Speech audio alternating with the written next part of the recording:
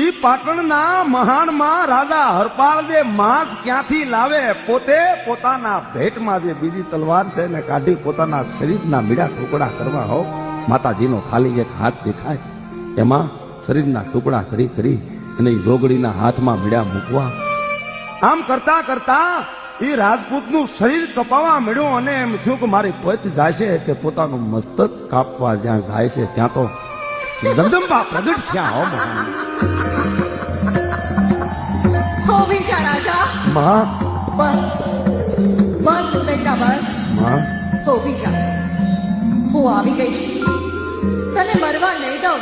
મારી રાજપૂત ધન્ય છે તારી ટેકને, જય ધન્ય છે રાજપૂત. જય રાજા હરપાળ દે, હું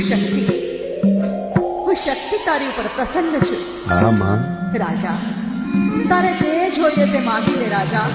માં હરપાળ જે જોતું હોય તે માગ.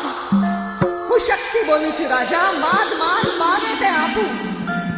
હે માં, તમે દર્શન દીધા પછી હવે બીજું શું?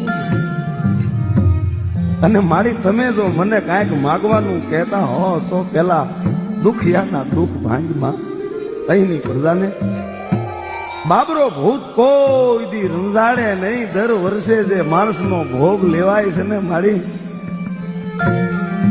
એને કાંઈક બંધ કરે અને એ બાબરો ભૂત ને મારે વશ થઈ જાય. હું જ્યાં જ્યાં એને મોકલું ઈ જાય. માં પેલા પ્રજાનું દુઃખ મટાડો મારી. ભલે રાજા, તથા માં રાજ તમે જે કહેશો